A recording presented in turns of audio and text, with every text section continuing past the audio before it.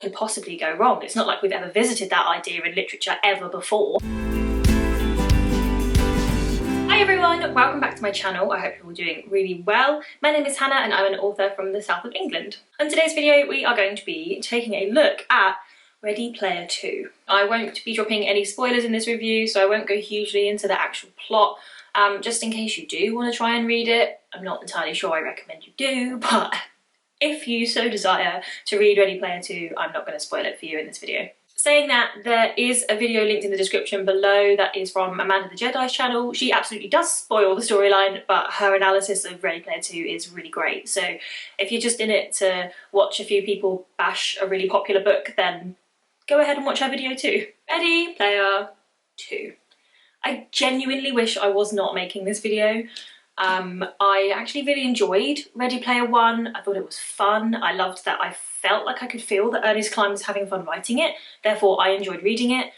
And this could not honestly be any further from my opinion of Ready Player 1 if it tried. Ready Player 1 was one of those books that I picked up quite a few years after it was released or the film came out and thoroughly enjoyed it just because it was such a different speed to the other stuff that I was reading at that time. I finished it in like a couple of days and then immediately walked down to Waterstones and got Armada, which I also enjoyed. I know they're not works of art. I know they're not, you know, Shakespearean literature or, you know, they don't have the best reputation in that sense, but I just found them fun and I found them fun to read, and I think that's why I enjoyed them at that time, because I was really going through quite a classics heavy period, and then I picked up Ready Player 1 and it was so far removed from the other stuff I was reading that I just really enjoyed it. So obviously when Ready Player 2 came out, I pre-ordered it and I was very, very excited to read it. And honestly, about 20 pages in, I lost interest, like that quickly. 20 pages in, just sad. By about 20 pages in, it honestly felt like all the air and the life had just been sucked out of the book and the characters and the idea and the world that Ernest Cline had created. It felt like all the energy was just gone, like the music in a John Lewis ad. Like, stop covering pop songs and making them dull, you know? It was basically that. For anyone that's not British, sorry about that reference. From about 120 pages in, I actually switched to audiobook because I thought I might have more luck listening to someone else read it. And I did. I ended up listening to it at around 1.5 speed. And if nothing else, listening to Will Wheaton read at 1.5 speed was quite amusing at some points, so that was entertaining. I fear a little bit like I could talk for hours about just how disappointed I am in this book. So I'm going to try and keep this brief and not just go off on a 30-minute rant about just how disappointing this is. First off, I've already mentioned it. It feels like Ernest Cline hated writing this thing. It feels like he wrote it because there was a cash check at the end of it, because the film did really well, which was also a massive money grab, but again, I said I wasn't going to talk about the 2.5 hour long advert that it was. It feels like a pure money grab, 100%, no joy in it, and if someone doesn't enjoy writing something, why should I enjoy reading it? Point 2, it is reference hell. I know a lot of people felt this way about Ready Player 1, but the world was created in such a way that I didn't mind there being so many references. I actually kind of liked the nostalgia. Who doesn't love nostalgia? Especially when we're in the midst of an economic and political and everything else crisis, because that's why nostalgia exists. But this book is not nostalgic. It is a reference book, literally a non-fiction book stacked to the rim of 80s references, a lot of which I don't actually care about.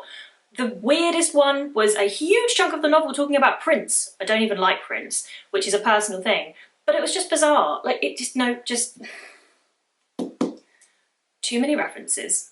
I learnt a lot because One Road In is going to have references in it, and I'm not going to do it like this. Point 3, there is zero originality in this book. To be fair, Ready Player 1 was probably also lacking originality, but at least it was fun to read.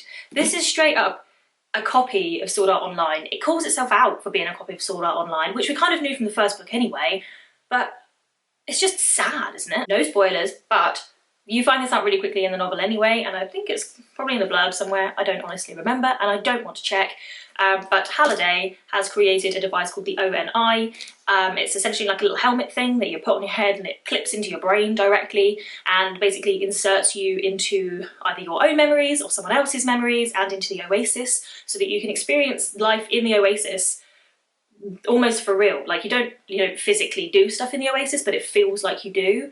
I mean, A, what could possibly go wrong? It's not like we've ever visited that idea in literature ever before. And B, it's quite literally a rip-off of a film from the 90s called Strange Days. Admittedly, I have not seen that film, my other half has though, and I spoke to him a lot about this book, and when I brought up the ONI and the headset and the idea of experiencing other people's memories and, you know, the issues that could bring with it, he mentioned Strange Days and was like, that sounds like Strange Days. I have seen that. Literally a James Cameron film. It's kind of the same thing. I'm also not going to go into the idea of some of the files that you can explore with the ONI headset being, you know, sexual related, because Halliday created these files before anyone knew the ONI existed or the headset existed. So does that mean they were recorded without consent? I guess it does. Again, if you want a bit more on that, check out Amanda's video because she goes into it in huge detail and it's sad/funny, worrying/funny. Number 4, representation. It absolutely feels like the representation, if you can call it that, in Ready Player 2 is a checkbox exercise. It feels shallow. The characters don't have any depth, though to be fair, none of them have any depth. And it just totally feels like a tokenistic effort on Ernest Cline's part. Again, more in Amanda's video, but I definitely needed to bring it up in this review. Point 5, the actual writing. The actual writing of this is bad. A few people have said this in their own reviews, but I absolutely think this would have had more of a chance at success if it was told from a different character's perspective. Someone like Samantha or Artemis, or even like Lohengrin, I think. Though they were a smaller character, they were really interesting. They could have, you know, had a totally different perspective on what the ONI meant and what Oasis meant for population and for the world. But no, we stuck with Wade, who basically had no real character arc and was really dull. There was also, of course, the actual villain, Halliday, though arguably Wade could have been the villain at a few points, who was narcissistic. That's pretty much the only word I can use to describe him. He felt quite flat. It's just bad. From a really basic perspective as well, 100% of this, I will fight anyone that disagrees, is telling. It's not showing. It pretty much starts off with Wade being like, I'm going to tell you a story. This is how it happened. And that kind of sets it up for me in a way where you can't possibly immerse me into a story because I'm receiving the story from one character in a way that is like they're telling it to me. You see what I mean? So at no point did I feel particularly immersed in the story. Did I feel like I particularly cared about the safety of any of the characters. And actually Wade's voice is really whiny. He's basically Elon Musk now in this world. He's hugely famous, hugely rich, has everything he ever wanted, and just whines about everything and squanders every opportunity he has. So I just did not care about him in the slightest. The last point I want to make actually came up in one of Cam's videos, maybe a couple of weeks ago now, where he was talking about things that he would never write. And one of the things that came up that he said he would never write is a VR world, because the idea of threat in VR worlds is kind of watery. The threat can only really exist in the world you've created, which is VR, virtual reality. So unless you're going to have the old trope of whatever the character feels in VR, they also feel in real life, you're kind of stumped, and that's what Ernest Cline does. So basically, if the characters are to die in VR, they're going to feel that same threat and that same pain outside of VR, but it's just so uninspired, so unoriginal, and you saw it coming a mile off. This book is so unoriginal, it pains me. Am I done? I think I'm done. I think, frankly, I'm bored of moaning about this book. I have moaned to Dan about it for ages. I've moaned to my friend Amy about it for ages. I have moaned about this book more than I have moaned about maybe any book since trying to read Heart of Darkness at school. It's that bad.